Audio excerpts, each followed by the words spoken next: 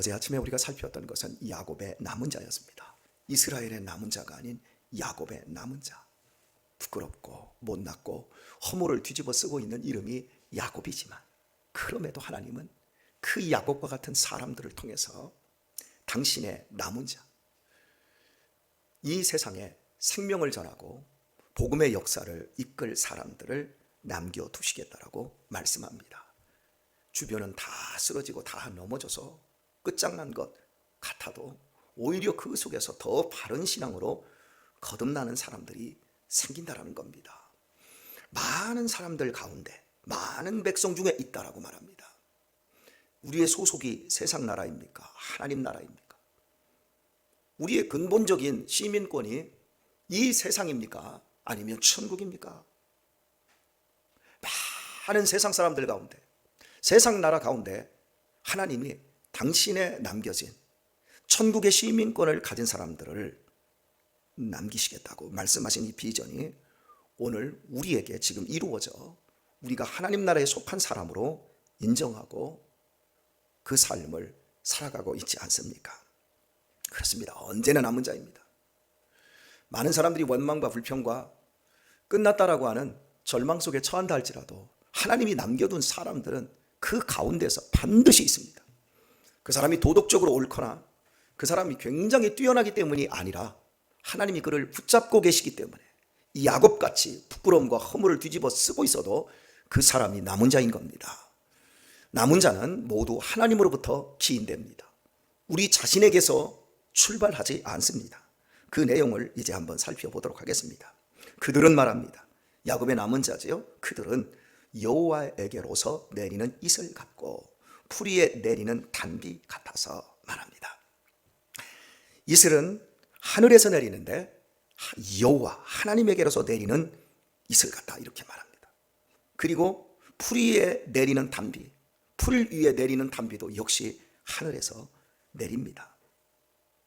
야곱의 남은 자는 인간의 의지와 계획과 행동에 의해 주어지는 것이 아니라 모두 하나님의 뜻에 의해 주어질 것을 의미하고 있는 겁니다. 이슬 같다, 내리는 이슬 같다. 시편 113편인가요? 형제가 연합하여 동거하며 어찌 그리 사랑스러운고, 이렇게 이야기를 하고 마치 이는 헐몬의 이슬 같다라고 하는 표현을 써요. 우리는 이슬이 그렇게 중요하지 않아요. 왜냐하면 비가 자주 오는 온대성, 아열대성, 그 중간 기후에 있기 때문에 그렇습니다. 그러나 이 성경이 기록되고 쓰여진 배경 속에 있는 팔레스틴은 사막 기후에 가깝습니다. 그러다 보니까 비가 오지 않아요. 그러면 땅 위에 초목들이, 곡식들이 수분을 섭취해야만이 광합성 작용을 일으킬 수 있는데 그 수분이 대부분 이슬에서 오는 겁니다. 그리고 그 이슬이 어디에 있냐면 요단강이 발원되는 곳, 그곳은 갈릴리입니다. 갈릴리에서, 호수에서 발원된 것이 사해로 흘러가는 이 물 높이 사이에 요단강이 있는 거예요. 그리고 이 갈릴리 호수에 흘러드는 물이 가장 많이 발원하는 지점이 갈릴리의 북쪽, 지금의 시리아 땅에 있는 헐몬산입니다. 이 헐몬산이 높은 산입니다. 사막 기후인데 여름에도 만년설이 덮일 정도로 높은 산입니다. 여기에 눈이 덮여 있고 밑은 뜨겁습니다. 일교차가 심하기 때문에 낮에는 뜨거운데 해가 지면 사막 기후는 춥습니다. 이 일교차 사이에서 내리는 이것이 이슬인데, 특히 헐몬산은 눈이 쌓여 있기 때문에 습기가 많습니다. 여기에서 엄청난 습기를 새벽에 다 뿌려버리는 거야. 그러면 풀이, 곡식 위가 다 촉촉하게 졌습니다. 이걸로 사막 기후, 특별히 팔레스틴이 성경 배경이 되는 이 지역의 곡식들이, 과수들이 열매를 맺고 연글 수가 있는 겁니다. 어디에서 내려요? 하늘에서 내려요. 사실 우리가 지금 이 앞에도 텃밭을 가꾸고 고추를 심고 있는데 종종 여러분이 물을 줍니다. 어제 그저께도 우리 김경중 권사님이 낑낑대고 그 작은 몸을 이끌고 이따마는 조로에 물을 들고 낑낑대고 물을 막 주시더라고요. 뭐 멋진 남자들, 좀 등치 큰 남자들이 이런 걸 해야 되는데 막 물을 주고 계시더라고요.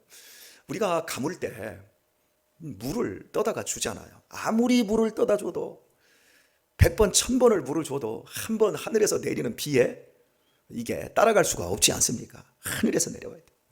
우리가 믿음 생활 분투하고 열심히 하고 참 최선을 다하지만 우리의 최선으로 은혜가 만들어지는 것이 아니라 하나님께서 한번 휩쓸고 지나갈 때, 은혜의 이슬을 한번 내릴 때 우리들 심령이 거듭나고 변화되지 않습니까? 저는 이걸 소원해요. 우리 학생들이나 청년들에게 이런 헐몬의 이슬 같은 위에서 내리는 이런 은혜가 있기를 소원합니다. 풀 위에 내리는 단비 같아서, 풀이 얼마나 연약합니까? 연약한데 그 풀 위에 물이 쏟아지는 거예요. 이게 비가 아무리 와도 이 연약한 풀들이 부러지지를 않습니다. 빨딱 일어나면 나무는 부러지는데 이 풀은 부러지질 않아요. 은혜의 단비를 맞으면 아무리 연약한 우리 학생들, 어린이도 성쾌되어지는 은혜가 있어요. 그 예배 시간마다 하나님께 소원하기는, 하나님 은혜를 부어주세요. 헐몬의 이슬처럼 하늘로부터 하나님께서 직접 주시는 은혜를 공급하여 주시고, 풀 위에 내리는 단비처럼 여기 풀과 같은 인생들, 풀은 마르고 시드나, 그리고 그 들의 사람의 영광이라고 하는 것이 들의 풀과 같은 것, 마르고 시드나 하나님의 말씀은 영영토록 있도다. 이사야가 말하고 베드로가 그걸 고백했던 것처럼 오늘 이 은혜가 우리에게 임할 때 이렇게 우리가 살아나고 하나님의 남겨진 자로 이 땅에 하나님 나라에 속한 자가 될 수 있는 것 아니겠습니까? 이 은혜가 있기를 저는 간절히 소원합니다. 은혜 받는 과정은 자기가 잘 몰라요. 참 우리가 이제 그 구원파 2단, 이런 구원파에서는 당신이 구원받은 날이 언제 몇 날 며칠인지 모른다 그러면 당신 가짜라고 이야기를 합니다. 그러나 실제로는 이게 내가 언제 거듭났는지를 잘 모르는 사람들이 많아요. 하지만 우리 교회 안에서 자신이 거듭난 사람이 언제인지를 아는 사람들이 있어요. 우리 강은희 집사님 같은 경우에는 정말 너무 강력하게 은혜가 임해버렸거든요. 우리 지금 김경순 권사님이 앉아있는 그 자리에서, 목사님 나도 은혜 받고 싶어요. 나도 너무 답답한 이 마음에 하나님이 나를 만져주시고 나를 사랑하시고 나를 구원해 주셨다는 걸 나도 알고 싶어요. 기도해봐라. 그리고 새벽에 오늘이다, 오늘 교회 와라, 오늘 저녁에 함께 기도하자. 그리고 밤 10시쯤에 모여서 기도하기 시작해서 12시쯤 됐는데 성령님이 오시는데, 그 오는 걸 그냥 막 모두 기도하는 사람들이 알 정도로 여기서 막 옆으로 돌아가고 막 밑에서부터, 나중에 이제 고백하기를 밑에서부터 뭔가 막 뜨거운 게 막 올라오기 시작하는데 자기가 감당할 수 없는 이런 은혜, 이런 경험들을 하신 사람들은 내가 그날 내가 거듭났다는 걸 알아요. 하지만 대부분은 언제 내가 이런 믿음의 사람이 되었지? 그러니까 제가 이제 역으로 물어요. 목사님 나 답답해요. 나는 이게 믿는 건지 안 믿는 건지 잘 모르겠어요. 그렇게 얘기하면, 그렇게 답답하면 교회를 떠나라고, 믿음 때려치우고 절간으로 가라고. 그건 못하죠. 그럼 당신 은혜 받았네. 그러니까 적극적으로 긍정적으로 내가 은혜 받은 걸 잘 모르는데 내가 숨을 쉬고 나의 살아가는 모든 삶의 근거가 예수님에게 있기 때문에 버릴 수는 없는 사람이 되어 있는 이 모습, 이게 이슬이 나도 모르게 젖어버린 거예요. 어린 시절 학교를 가려면 저는 한 12년을 걸어서 먼 거리를 다녔거든요. 그러면 옛날에 길들은 이게 신장로였거든요. 뭐 신발도 다 베리지만 다 흙이었잖아요. 그런데 이 신장로로 가기 전에 동네마다 논길, 샛길이 있어요. 논길, 뚝방길, 산길, 뭐 공동묘지길 이런 데가 있거든요. 그러면 그 길로 가면 조금 빨리 갈 수 있거든요. 그럼 여름에 이렇게 가게 되면 이슬이 많이 내렸는데 운동화가, 고무신이 그냥 물이 축축할 정도로 다 젖어버려요. 이게 별로 안 젖을 것 같은데, 그리고 이제 새벽에 막 이슬이 막 내릴 때 이제 학교 가잖아요. 그럼 어떻게 하죠?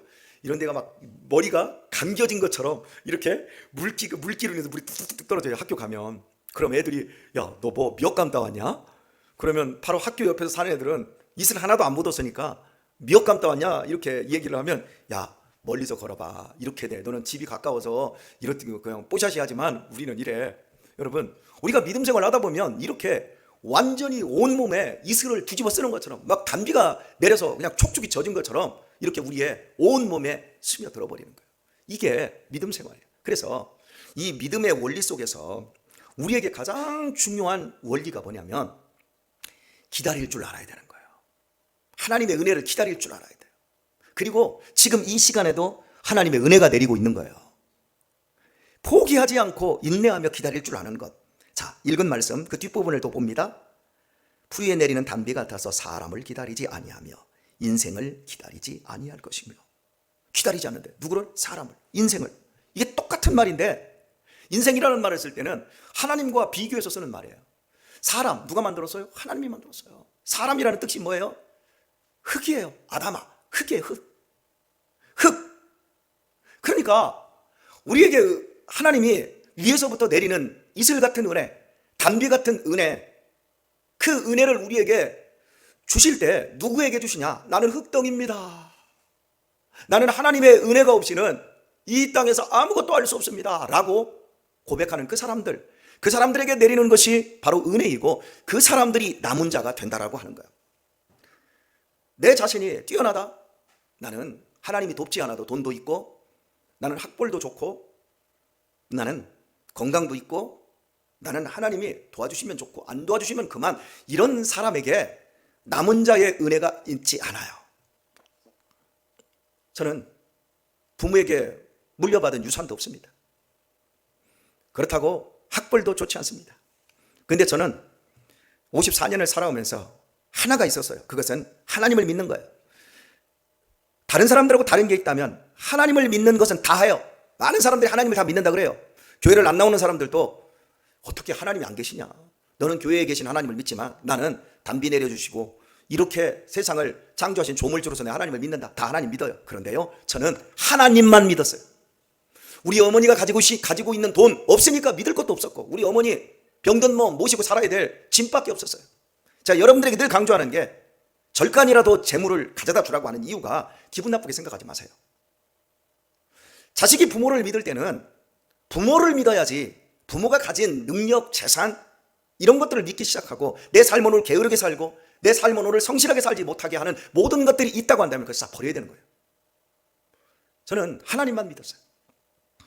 하나님만 믿음으로 말미암아 하나님이 책임져 주시지 않으면 안 되는 그런 자리, 그리고 실제로 하나님의 공급하심과 책임져 주심을 저는 상당히 많이 경험하며 오늘을 살아가고 있다고 저는 믿습니다. 사람 기다리지 않아요. 사람 기다릴 필요가 없어요. 여기서 인생이라고 하는 이 범주는 자식이니 부모니 다 들어간 거예요. 사람에게 소망이 없어요. 하나님에게만, 위로부터 내리는 은혜만 소망이 있습니다. 저는 우리 좀 제발, 우리 연세 60 정도 이렇게 넘어서 70 정도 넘어서 내가 늙어가면서 그래도 자식에게 조금이라도 줘야 된다는 사명 때문에, 그거 늙어서도 여행 한번 제대로 못 가고 먹지도 제대로 못하고 그냥 매달려서 돈 벌고, 자식에게 조금 더 물려줄 수는 있을 거예요. 그런데 그런 자식들이 예수님도 믿지 않고 뭘 물려주겠다는 거예요 대체. 저는 그런 걸 보면 불쌍해요. 그 세상 나라에 속한 거지 어떻게 그게 하나님 나라에 속한 거예요. 그 삶이 위로부터 내리는 은혜가 있고, 저는 우리 자녀들에게 위로부터 하나님이 이슬도 내려주시고 단비도 내려주시겠다고 약속한 이 약속의 말씀이 그대로 남은 자의 영광으로 내려가기를 원해서 얼마나 마음에 소원하고 눈만 뜨면 기도하고, 마지막 소원이 그거 아닌가요? 굳이 사람을 의지할 필요가 없다라고 하는 것, 하나님이 우리에게 말씀해 주셨어요. 우리는 남은 자입니다. 오직 하나님만 의지하도록 하십시다. 오늘의 말씀을 맺으면서 우리 각자의 신앙의 자세를 한번 생각을 해봤으면 좋겠어요. 바울 사도가 평생을 쌓았던 것이 자기의 사도권이었습니다. 교회를 그렇게 많이 개척하고 전도를 많이 했는데 유대인들이, 자기가 세운 교회 교인들이 끊임없이 바울은 사도가 아니라고 하는 이 도전을 받습니다. 전 사도도 아니야. 예수님의 직접적인 제자도 아니잖아. 저 질병 걸려가지고 눈에서 저 고름 질질 나오는 거 봐. 사도라고 하면 저렇게 병들었겠어? 저 사도 아니야. 저 사도라고 했으면 저 장가도 못 갔겠어? 바울 사도가 계속해서 자기가 예수님에게 속한 사도임에도 불구하고 사도권에 대한 엄청난 도전이 있었기 때문에 바울 서신을 보면 항상 그 앞에다가, 편지를 쓰는 그 앞부분에다가 그리스도 예수로 말미암아 사도된 나 바울은, 사도를 굉장히 강조해요. 왜 그럴까요? 바울의 사도권이 무너져 버리면 바울이 전하는 복음은 복음이 안 되는 거예요. 바울이 전하는 복음 때문에, 그 복음으로 말미암아 사람들에게 은혜가 임하기 때문에 이것을 지켜내고자 바울은 자기의 사도권에 대한 그 도전 앞에서 평생 싸웠던 겁니다. 여러분에게 질문하도록 하겠습니다. 교회가 가장 안전할 때는 목사의 권위가 무너질 때입니까? 목사의 권위가 바로 세워질 때일까요? 여러분의 가정이 가장 안전할 때 아버지의 권위, 남편의 권위가 세워졌을 때일까요? 무너졌을 때일까요? 나라의 권위가 가장 안전할 때는 대통령이나 국회의원의 권위가 인정될 때일까요? 그게 무너질 때일까요? 내 자식을 학교에 맡겼는데 학교 교육이 가장 안전할 때는 선생님의 권위가 세워질 때일까요? 무너질 때일까요? 세워질 때요. 여러분, 위로부터 내리는 은혜는 우리를 직분자로 만들었고 우리를 하나님의 교회를 위하여 하나님께서 당신의 권위를 가지고 사람을 세웁니다. 목사가 권위가 군림하고 지배하기 위해 목사 자신이 그것을 강조하면서 사람들을 부려먹는 것으로 간다 그러면 잘못된 것이지만, 성도들이 아이고 우리 목사 저거 언제 은퇴한대, 아이고 징글징글하다, 여러분 자신이 만약에 그렇게 생각을 하면 그때부터는 헐몬의 이슬이 내리지 않아요. 은혜의 단비가 쏟아지지 않아요. 아유 저 원수 같은 저거 언제 저거 죽나. 남편에 대해서, 부모에 대해서, 아버지에 대한 권위가 무너져 버리면요, 하나님께서 가정을 세우시고 거기에 주시는 은혜의 단비가 내리지 않아요. 왜냐하면 하나님은 권위에 순종할 때 믿음을 가지고 목사님을 하나님이 세웠어, 선생님을 하나님이 세웠어, 지도자를 하나님이 세우셨어, 우리 장로님을 하나님이 세우셨어, 우리 교사를 하나님이 세우셨어, 인정할 때 그 순종과 그 권위에 인정하는 그 통로를 통해서 하나님이 일하시기 때문에 그래요. 그래서 이게 중요하다는 거예요. 목사 자신도, 장로님도, 우리 권사님도 여러분의 그 직분이 누구에게서 왔어요? 인기투표에서 됐나요? 그렇게 생각하게 되어지면 그 사람은 반드시 사람을 기다리고 사람을 의지하게 됩니다. 사람에게 인정받으려고 합니다. 사람에게 과시하려고 합니다. 그때부터 은혜가 끊겨버리는 거예요. 내 자신이 하나님으로부터 세워진 목사고 장로고 권사고 집사라는 사실을 인정하도록 하십시다. 평생 싸우십시오. 평생 내 자신이 하나님으로부터 이슬 같은 은혜, 담비 같은 은혜를 내가 받음으로 말미암아 오늘 내가 이 자리에 있다라고 하는 이 사실을 누구도 공격하지 못하게 하시고, 그 공격이 있다 할지라도 흔들리지 마시길 바랍니다. 그리고 성실하게 그 자세를 유지하며 사세요. 허물이 보이더라도 권위를 인정해 주세요. 노아가 홍수 이후에 빨가벗고 술 먹고 취해가지고 빨가벗고 자기 장막에 누워 있었습니다. 노아의 잘못입니다. 그런데 그 아들 함이 그걸 보고서는 얼레리 꼴레리 하고 자기 형제들에게 그걸 고발했을 때 권위에 순종하지 않은 함의 자식들 모두가 저주를 받았습니다. 노아가 아니고 모세가 가나안 여인과 젊은 여인과 다시 그 첩을 들이잖아요. 그랬을 때 미리암과 그 노아가 아론이 너에게만 하나님의 말씀이 임했냐? 우리도 하나님의 말씀이 했다 하자마자 하나님께서 그 미리암에게 문둥병을 주지 않았습니까? 그러면서 하시는 말, 너와 모세는 달라, 권위가 달라, 내가 쓰는 용도가 달라. 여러분, 오늘 우리의 삶 속에서 위로부터 내리는 헐몬의 이슬, 하나님의 그 단비, 사람을 기다리지 않아야 된다는 이 사실 앞에 오늘 우리 자신들이 어떤 믿음의 삶을 살아야 될지, 무엇을 선택해야 될지 우리는 항상 조심해야 합니다. 저는 우리 교회가 가장 안전한 공동체가 되기를 원합니다. 우리 교회에 그래서 제가 성실하게 살고 싶고요, 그리고 여러분 모두가 이 내리는 은혜 속에서 이 복을 누리는 이 복된 시간들을 살 수 있게 되기를 예수님의 이름으로 축원합니다.